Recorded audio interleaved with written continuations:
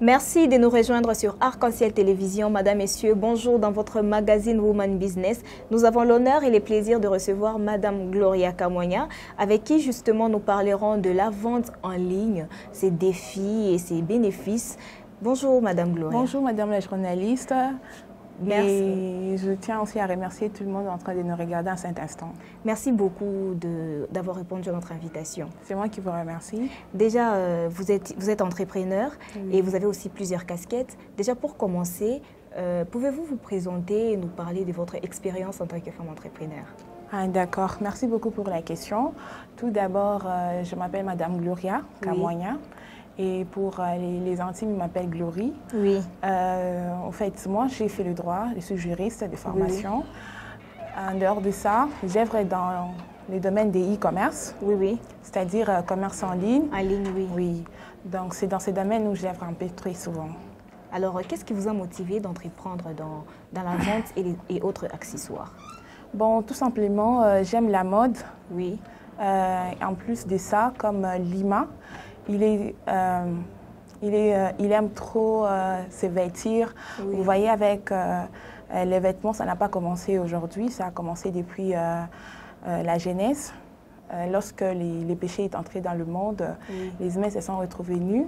Oui. Alors du coup, le Seigneur Dieu a créé pour eux des vêtements. Oui. Tout simplement pour vous dire que Dieu n'aime pas nous voir nus, il n'aime pas voir notre nudité. Il faudrait que l'homme puisse se vêtir, puisse se couvrir. Alors c'est un peu ça. Et à l'époque, c'était seulement des femmes qui cherchaient à renouveler un peu leur garde-robe, cherchaient un peu à renouveler les vêtements de temps en temps. Exactement. Mais maintenant, ce n'est plus l'affaire des femmes, c'est devenu l'affaire de tout le monde, et les hommes et les femmes. Oui. Tout le monde cherche toujours à se vêtir. Et c'est comme ça que j'avais voulu entreprendre dans ces domaines-là, de e-commerce, dans le commerce en ligne. Alors, dans le commerce en ligne, qu'est-ce que vous vendez exactement? Ce que je vends exactement, vous devrez d'abord savoir que le secteur qui est très lucratif dans le commerce en ligne, c'est le secteur de la mode. Oui. Donc, je vends les vêtements, je vends les accessoires et ainsi de suite. Alors, pourquoi avoir choisi d'entreprendre dans ces secteurs? Bon, ce que m'a poussé beaucoup le plus à entreprendre dans ces secteurs, parce que, vous voyez, ce que nous avons, nous les Congolais, les autres pays n'en ont pas. Oui. Par exemple, le pan, le modèle que nous avons, peut-être les autres pays n'ont pas ça. Et nous également, nous les Congolais, nous n'avons pas tout. Raison pour laquelle nous recourons à d'autres pays pour importer les vêtements. Comme moi, je travaille beaucoup plus avec les fournisseurs turcs et Chine. Oui. Donc, je travaille avec les deux pays, la Chine et la Turquie. Question que les vêtements qui ne se trouvent pas ici au Congo, les gens puissent avoir quand même la facilité de s'habiller et avec des vêtements qui se trouvent à l'étranger. Donc, c'est un peu ça. Vous m'avez parlé que vous importez vos vêtements. Est-ce que ça vous est déjà arrivé aussi de choisir, en fait, de rendre un peu lucratif le vêtement fait localement? Non, jusque-là, je n'ai pas encore commencé. Dans ces secteurs-là, moi, je travaille toujours avec des fournisseurs de Chine et de Turquie. Jusque-là, des vêtements locaux, pas encore. Pas encore. Et alors, dans cette démarche, donc c'est-à-dire que vous travaillez avec les autres, avec les Turcs et la Chine, comme vous avez parlé. Est-ce que ces gens-là, comment faites-vous procéder pour qu'il y ait échange? C'est vous d'abord qui êtes allé vers eux, ou bien c'est eux qui vous ont proposé leur marché et vous avez finalement accepté? D'accord, merci beaucoup Madame la journaliste de la question. Oui. Vous devrez d'abord savoir une chose, qui est dans le commerce en ligne, tout n'est pas facile. Oui. Le début a toujours été difficile. Oui. Donc les débuts, d'abord, il faut chercher les fournisseurs. Oui. Parce qu'il y en a plusieurs. Donc vous en avez cherché? Oui. Il faut sélectionner les fournisseurs. Oui. Il y en a beaucoup et c'est vraiment un domaine qui est vraiment trop concurrentiel. Il y a trop de fournisseurs. Maintenant, il faut toujours chercher des fournisseurs qui vont vous livrer des produits ou des articles de très bonne qualité. Oui. Donc, c'est moi qui est fait en première pas. Donc, j'ai quand même recouru vers les fournisseurs des Turcs et des Chines. Donc, ce n'est pas eux qui sont venus vers moi, plutôt c'est moi qui est parti vers eux. Donc, c'est un peu ça. Alors, pourquoi avoir choisi une boutique en ligne au lieu d'une boutique physique? Ok, merci beaucoup. Tout simplement, la technologie a déjà évolué. Oui. Ici, dans notre pays, avant, ce n'était pas d'abord pratique parce que les Congolais, ils avaient du mal à accepter cela. Imaginez, vous donnez l'argent à quelqu'un, vous faites seulement le choix sur base d'une photo, une vidéo que vous venez de voir, et puis vous donnez votre argent à une personne. Et la personne va passer pour vous la commande. Et la personne qui passe pour vous la commande, elle aussi, elle n'est pas vraiment tout à fait sûre des vêtements qu'elle va recevoir. Parce que tout ça se passe sur les photos et la vidéo. Alors, ce que moi je voulais vraiment, c'est lancer dans la boutique en ligne, tout simplement parce que la technologie a déjà évolué. Donc, les autres pays, ils ont déjà un avancé par rapport à nous. Nous, on était toujours avec les choses de boutique physique. Vous partez quelque part, on vous donne l'adresse, ma boutique se trouve telle part, vous partez et puis vous achetez votre produit tranquille. Maintenant, je voulais quand même simplifier les choses, c'est-à-dire à travers votre téléphone, vous pouvez passer la commande et vous attendez les délais. Après, vous serez livré. Donc, c'est un peu ça. Moi, j'ai voulu juste simplifier, vu que la technologie a déjà évolué. On ne devrait pas seulement se limiter à des boutiques physiques. Exactement. Bien sûr, les boutiques physiques, c'est bien, mais les boutiques aussi en ligne, c'est mieux. Est-ce que vous pouvez établir un peu la nuance entre la boutique physique et la boutique en ligne? Qu'est-ce qui est plus rentable? Bon, tout c'est rentable, mais selon moi, je pense que la boutique en ligne, ça reste jusqu'il a un domaine qui n'est pas encore légiféré ici dans notre pays. Donc, c'est-à-dire que l'État n'a pas encore régulé dans ces secteurs-là. Ça fait en sorte que les gens travaillent, ils ne payent pas l'impôt, ils ne payent pas les taxes. C'est un peu ça l'avantage. C'est ça l'avantage, oui. Donc, c'est-à-dire que tu peux fixer un prix et tu as des bénéfices de toi-même, tu gagnes, mais tu ne payes pas l'impôt, tu ne payes pas la taxe. C'est ça l'avantage. Tandis qu'avec la boutique physique, tu es censé payer les taxes, les impôts et tous les restes. Hein, oui. Alors, vous avez réalisé un business plan qui tient la route et piloté votre entreprise. Quels sont les bénéfices? Les bénéfices, jusqu'à j'ai eu beaucoup de contrats avec beaucoup de gens. Je travaille pas seulement ici à Lubumbashi, je travaille à Kinshasa, à Kolwezi aussi. Exactement. Oui. Donc, c'est ça le bénéfice pour moi. Le fait de livrer des articles de très bonne qualité et que les clients sont satisfaits. Et j'aimerais aussi souligner un truc, ce n'est pas toujours à tout moment que le client sera satisfait. Oui. Vous voyez, comme tout au début, j'avais dit, les clients, il est en train de choisir, donc il fait un choix sur une vidéo, une photo qu'il a vue seulement, tout simplement. Parce qu'avec des photos que le fournisseur prenne, ils utilisent des appareils Pro Max, etc. Et puis quand ça arrive, les clients se rendent compte que ce n'est pas la même qualité. La même chose. La même chose. Et peut-être c'était seulement la photo qui a trompé la vigilance. Et c'est ça, en fait, les difficultés jusque-là. Mais les bénéfices, le fait que je livre un peu dans des provinces différentes, c'est ça les bénéfices pour moi. Et c'est un peu ça. Alors, comment parvenez-vous à gérer vos clients? Déjà que vous avez dit que vous travaillez vous livrez à Kinshasa et aussi à Kolwezi. Bon, avant, je faisais ceci. La marchandise arrivait d'abord, je vois, j'avais un fil et après je livre maintenant aux clients. Mais j'avais constaté que ça me retardait un tout petit peu. Exactement. Il faudrait payer l'agence, donc le frais d'agence, ça incombait à ma charge, ça n'incombait pas à la charge du client. Mais maintenant, j'ai changé la politique, c'est-à-dire que le frais d'agence incombe au client. De ces faits, quand j'ai commande, on va expédier la marchandise directement au compte du client. Et lui, à son tour, il ira seulement à l'agence récupérer facilement.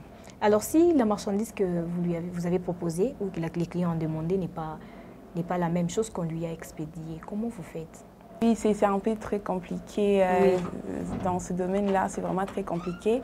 Comme ce que je venais de vous le dire, que dans ces domaines que nous travaillons, dans les e-commerce, donc dans le commerce en ligne, il y a des difficultés. Il n'y a pas tout n'est pas rose, il y a les épines et tout ça. C'est en quelque sorte les risques. Oui, les risques, exactement. Donc, ce sont les risques que nous rencontrons dans ces secteurs-là. Du coup, comme récemment, j'avais livré un article qui ne correspondait pas à ce que la personne avait commandé, j'étais obligée que la personne me renvoie l'article. Et puis, moi-même, je vais trouver une solution. Mais pourvu que les clients ne soient pas vraiment insatisfaits.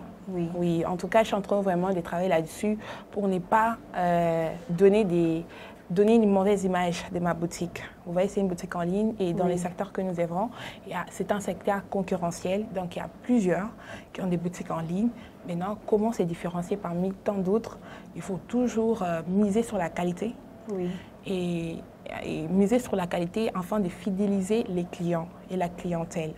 Donc, dans les cas que vous venez de soulever tout à l'heure, si je me trouvais dans ces cas-là, oui. Tout simplement, je demande aux clients de me rembourser le produit et moi-même, je vais trouver une solution. Soit je peux recommander, soit je peux commander pour la deuxième fois afin que les clients soient satisfaits. Alors, vous importez la marchandise parce qu'il y a eu un besoin, un client a demandé, ou vous les faites carrément, peut-être vous approvisionnez pour dire à la longue, s'il y a une autre personne qui en veut ou qui veut la même chose, je peux tout de suite lui donner, ou ça ne vous intéresse pas du tout, vous fixez directement tout de suite seulement sur ce que la personne a demandé et vous ne prenez pas le temps de... Oui, exactement. En fait, tout ça, je le faisais avant, mais je voyais que ça me faisait un peu retarder. Oui. Je ne le fais plus maintenant, c'est-à-dire que je me limite seulement à la commande du client. Donc, je me limite à la commande du client. Oui. Je ne veux pas avoir les stocks chez moi. Donc, m'approvisionner, c'est avoir un stock à la maison, c'est-à-dire que si un client aussi cherche, je peux toutefois les livrer. Ça, c'est bien, c'est une bonne chose, mais moi, je ne travaille pas comme ça. Oui. Je ne préfère pas avoir le stock chez moi. Je préfère plutôt, quand les clients commandent, je passe la commande et ça se passe comme ça, un peu très rapidement. Question de ne pas garder trop de vêtements à la maison. Quelle année la durée alors? La durée, bon... Concernant la durée, on se fixe toujours. Oui. Vous voyez, quand les clients passent la commande, il faut faire cette convention-là. Oui, c'est-à-dire que vous lui promettez que je vais vous livrer la marchandise dans un délai bref, par exemple d'une semaine et 2 semaines. Mais il arrive un moment où il y a des complications de vol, etc., etc. Il faut toujours expliquer au client qu'il y a ça et ça. Même lorsque l'article qu'il a choisi, ça ne se trouve plus dans le stock, il faut toujours signifier au client pour qu'il soit au courant. Parce que ce n'est pas bien lorsque vous passez, lorsqu'il choisit un article et que lorsque vous passez la commande, ça ne se trouve plus dans le stock, c'est vidé, et puis vous choisissez à sa place. Donc vous prenez le temps de vérifier tout ça avant? Oui, c'est ça. Nous vérifions tout ça avant. Il y a même des cas où des articles, c'est fini dans le stock. Il faut toujours recourir auprès des clients pour que lui, il puisse choisir encore à nouveau.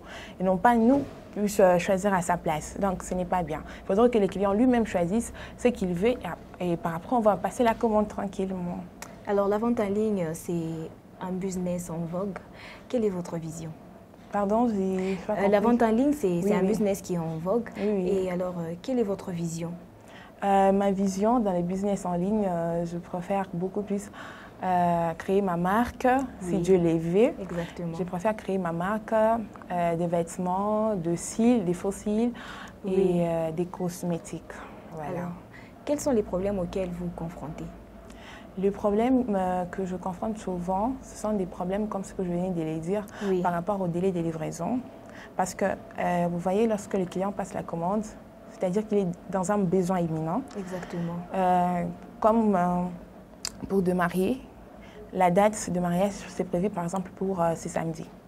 Et il passe la commande une semaine avant, soit les dimanches, soit les lundis passés. Maintenant, toi, tu es dans l'obligation de les livrer dans un délai bref pour qu'elle puisse porter sa robe. Et maintenant, imaginez, la robe ne vient pas. Vous voyez, dans les difficultés que nous trouvons. Donc, tu te sens vraiment embarrassée, tu ne sais pas quoi faire. Elle, ça te dérange. C'est comment ma commande, ça arrive jusqu'à quand? Et c'est ça vraiment les difficultés que nous rencontrons souvent, les délais de livraison. En plus de ça, il y a aussi les délais. Et il y a aussi le fait que la chose qui est sur la photo, ça aussi j'aimerais un peu souligner, les gens qui passent les commandes, ils ne savent pas, les clients surtout, ils pensent que ce qu'ils voient sur la photo, c'est ça. Et pourtant, ce n'est pas ça. Ce qu'ils voient sur la photo, c'est autre chose.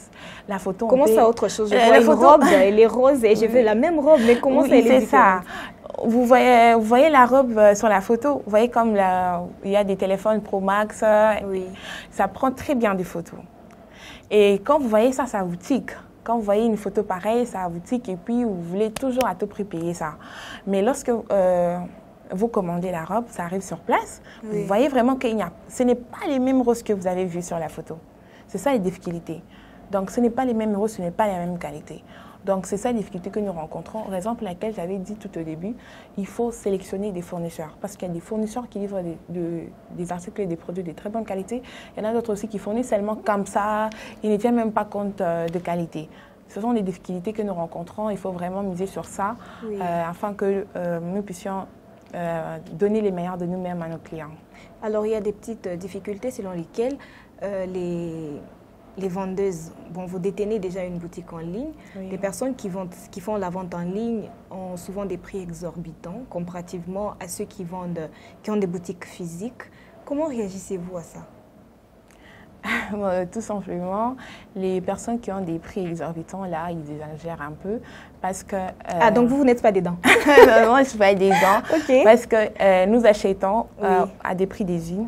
Oui. Donc, lorsque nous achetons, ce sont des prix d'usine. Oui, donc c'est moins cher. C'est moins cher, oui. Mais avec la conjoncture actuelle, tout n'est pas moins cher. Oui, oui. Hein?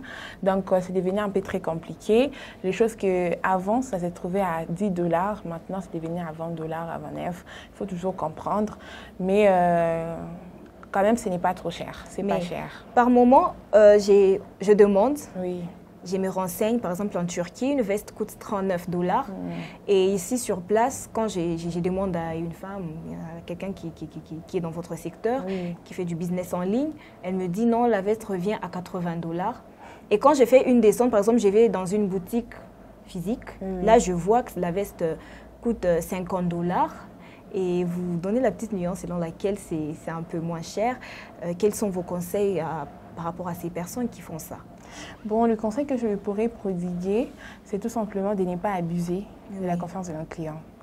Donc, c'est-à-dire, si vous achetez un prix à un prix réduit, un prix abordable, mais il ne faut pas trop abuser. Hein. Donc, si vous achetez par exemple à 30 $, parce qu'il y a des vestes qui coûtent 30 $ en Turquie, évidemment, mais il ne faut pas vraiment abuser par rapport au prix. Il ne faut pas que les prix soient trop exorbitants, ce n'est pas bien, ça va fuir les clients.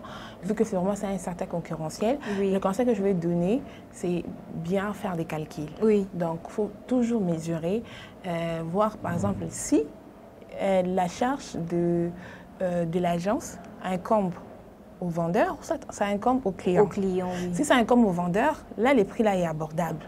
Maintenant, si ça incombe au client, là, le vendeur doit quand même... Donc là, vous avez déjà parlé avec les agences, vous avez déjà signé des contrats avec eux. Donc ces agences-là, quand par exemple vous commandez, vous importez des marchandises, c'est par ces agences que ça passe. Et... Exactement. Ce sont des agences. Donc nous signons avec des agences sûres qui ne traînent pas parce qu'il y a d'autres agences aussi qui traînent et ça complique un peu. Alors nous signons avec des agences qui ne traînent pas, qui sont quand même express. Nous signons avec eux. Mais non, vous voyez, avec les prix d'agence, il y a d'autres agences qui fixent les 1 kg à 12,5 $. Et une veste, ça peut peser plus que de 1 kg, vous voyez déjà. Maintenant, avec ça, si ça incombe au vendeur, il va un peu rehausser les prix. Mais si ça incombe pas au vendeur, il va baisser les prix. Donc, c'est un peu ça. Alors, aujourd'hui, la vente en ligne se démocratise et devient de plus en plus concurrentielle. Quelle est votre démarcation? Oui, la démarcation que moi, je pourrais faire, c'est livrer des choses de très bonne qualité et des marques connues. Entre autres, nous avons Zara, Hermès, Dior, Christian Dior, etc. Ce sont des marques qui sont déjà connues. Et vous livrez cela à vos clients et de bonnes aussi qualités. Pas des très bonnes, mais quand même de bonne qualité. De bonne qualité, au moins satisfaire les clients. Oui, c'est ça. Au moins satisfaire les clients et aussi miser sur le prix, comme vous venez de le dire. Parce qu'il y a beaucoup de gens qui abusent dans ce secteur-là. Chacun, vu que ce n'est pas encore régulé, chacun est en train de fixer les prix de sa manière. L'un fixe, si vous voyez, dans un autre groupe, il fixe à 50, l'autre à 60, l'autre à 70. C'est ça. Oui, donc chacun fixe les prix de sa manière. Se réveille seulement demain matin, il fixe les prix. Exactement. Maintenant, il faut aussi miser sur ça. Question de fidéliser les clients. Et donc, moi, mon objectif, c'est mieux vendre afin de fidéliser les clients. Alors, vous avez énuméré des difficultés. Et face à toutes ces difficultés, quelles sont les pistes de solutions pour dynamiser ces secteurs? Le piste des solutions que moi, je pourrais mettre, tout simplement, ce sont de contacts. Il faut d'abord parler avec les clients. Il faut lui expliquer en sorte que les choses que vous commandez, ça ne viendra pas seulement à 100%, comme ce que vous avez vu sur Prendre peut-être aussi le temps de regarder la morphologie du client. C'est ça, oui. Il faut lui expliquer déjà, dès l'entrée des jeux, que ça ne sera pas à 100% qu'est-ce que vous venez de voir dans la vidéo ou sur la photo. En plus de ça, les délais. donc des livraisons. Il y a des agences qui causent un petit retard. Donc, essaie un peu de comprendre, être quand même compréhensif parce qu'il y a d'autres clients qui ne sont pas vraiment compréhensifs, ils sont compliqués et ils créent toujours des ennuis à nous, les vendeurs. Donc, il faudrait expliquer déjà aux clients les divergences qui pourront se passer lors de sa commande. Et là, vous allez voir que le client sera quand même à l'aise, il ne va pas commencer à être te déranger, même si la commande traîne, vous avez déjà expliqué au client. Quelles plateformes sociales sont devenues indispensables aujourd'hui lorsqu'on lance sa boutique en ligne? Oui, d'abord, premièrement, il faut avoir une plateforme qui est indispensable pour moi. Bon, je dirais il y a Instagram, il y a TikTok aussi, il y a aussi WhatsApp. Donc tout ça, ça concourt toujours au bien des vendeurs. Exactement. Donc il faut vraiment faire la publicité en ligne, le marketing.